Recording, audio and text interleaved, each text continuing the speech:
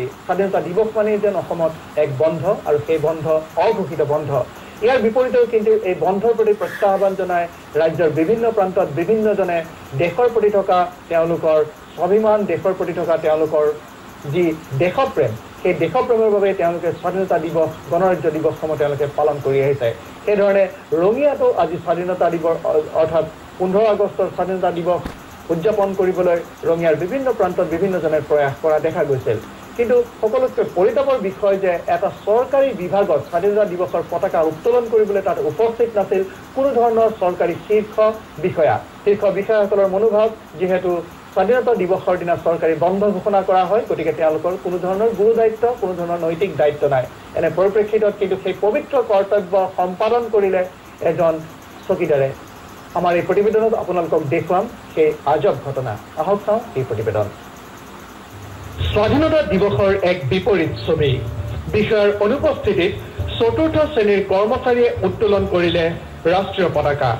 ৰঙিয়া খণ্ড বন বিষয়া কাৰ্যালয়ৰ চতুৰ্থ শ্ৰেণীৰ কৰ্মচাৰী এইজন খলিল আলী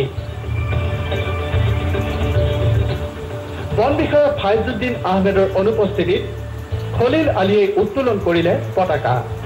পিছে কিয়নো তুলিলে তেওঁ পতাকা বন্ধৰ বাবেই হেনো অহা নাই কোনো বিষয়া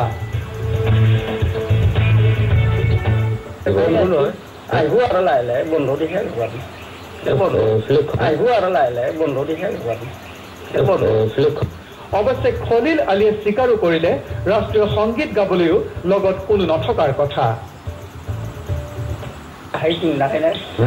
জনগণে উল্লেখযোগ্য যে বন বিষয়া ফাইজুদ্দিনে বিয়লি 3 বজাত ততাতৈয়াকৈ কাৰ্যালয়ত উপস্থিত হৈ পুনৰ ৰাষ্ট্ৰীয় পতাকা উত্তোলন কৰে বুলিও স্থানীয় ৰাইজে প্ৰকাশ কৰিছে ইফালে আন এটা বন বিভাগৰ কাৰ্যালয়ত আকৌ সংঘটিত হ'ল এক আজব ঘটনা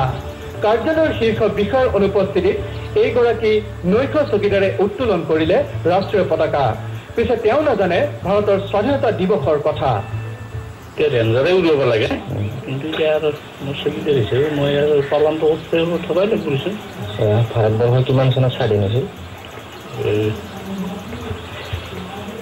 কিমান চন ধৰো 42 চন ধৰো নেকি 42 চন ধৰো নেকি ৰঙিয়া বন বিভাগৰ কাৰ্যালয়ত স্বাধীনতা দিৱসৰ পতাকা উত্তোলনৰ নামত সংঘটিত এনে আজব কাণ্ডই এতিয়া সমগ্ৰ অঞ্চলত ব্যাপক চৰ্চা লাভ কৰিছে ৰঙিয়াৰ পৰা ৰবীন দাস ফ্ৰণ্টিয়াৰ টিভি